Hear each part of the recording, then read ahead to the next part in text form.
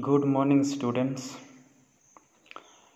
In the previous video, we have seen these great men, scientists, scholars, learned men, and mechanics.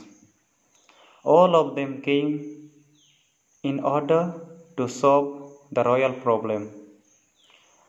But they created all the more problem. They were supposed to get rid of the dust, but they replaced with the mud. And the things were going all the more worse. By seeing this situation, King decided to take all the matters in his hands. And he took the matters and he announced, saying that go and call all the tanners, and all these tanners will wrap the whole earth with leather, and this will be his greatest contribution to this dirty land. This is what we have discussed in the previous video. So today let us see further. All of you can look at your book as I am reading line by line and explaining. Everyone bowed to the king. What a brilliant idea, Your Royal Highness, they said. So after listening to the king's idea, and that idea was nothing but he sent all his people to call the tanners, and these people will wrap up the whole land with the leather. This was the idea, and by listening this idea, all of them bent their head towards the king in king's respect.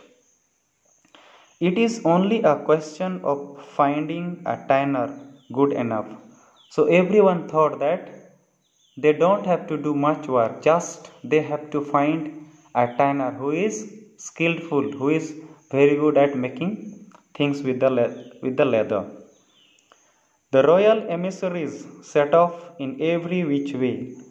The royal emissaries means diplomatic representative of the king. They went everyone in their own way everywhere. Everyone stopped what they were doing and rushed out to look for a tanner good enough. So all the people in the previous paragraphs we have seen, pandits, ministers, cook, and so many other people, those who do their duty in the royal palace. So all of them stopped doing their work and they went in search of the tanner who can come and solve the royal problem. Where could they find such a tanner, and where could they find so much leather? So when these people were going in search of the tanner, in each body's mind something was going, some questions were haunting, and these questions were nothing but they were thinking that where to find such a good tanner, and also where these tanner will find so much of leather to cover this whole land. So these things were going in their mind. At last, the chief tanner of the kingdom presented himself at the royal court. So at the end, who comes? The chief tanner of the kingdom. So he was someone who is very old and very experienced, and he had done so much of work. That's why he had the guts to come. Otherwise many other tanners may not have come, because king was something great, and if they cannot solve his problem, surely they will be thrown out of the kingdom. So they were frightened. And finally, the experienced man, old man, comes to the royal court. He was an old man. He bowed to the king, smiled a little, and said, "If your royal highness permits, I have a suggestion to make." So, as soon as he comes to the royal court, at first, in respect of king, he bows down his head, and looking at the king, he gives a good smile, and he says, "Your royal highness, if you allow me, if you give permission, I have a small suggestion to make. It might fulfill your wish in a simple yet effective way." And he says that he will make a suggestion which will fulfill his desire and wish. And this is very simple. This is not complicated. Very simple, but this will be very effective way. Effective means very nice way. "You may make your suggestion," said the king. So after listening to this old and simple man, the king says, "Okay, you can make your suggestion. Cover your royal feet, your royal highness," said the old tanner. And the suggestion was very simple. The king had called him to cover the whole land with leather, but the tanner is suggesting just opposite. He is suggesting that king should cover his feet. "Then you shall not have to cover the whole earth." And he says, then king does not have to cover the whole earth. He has to cover just to his feet, and his problem will be solved. "If it was all that easy to solve the problem," said the king, would everyone in the kingdom have lost their sleep over it?" By listening to this small and simple suggestion, the king says, if it is so easy to solve this problem, then why these people, all these people of the palace, have suffered? They have lost their sleep for so many nights. In a way that king is not accepting that this tanner could solve this problem in so simple way. He was thinking it is something very big problem, but he can solve. Let us see further. "Arrest the fellow," said Goburai, "and throw him into jail." So Goburai, the minister, he was the main person. He was given the main task to solve this problem, but he could not.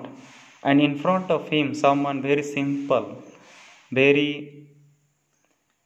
ordinary person is able to solve this problem. That's why he is feeling very jealous about him.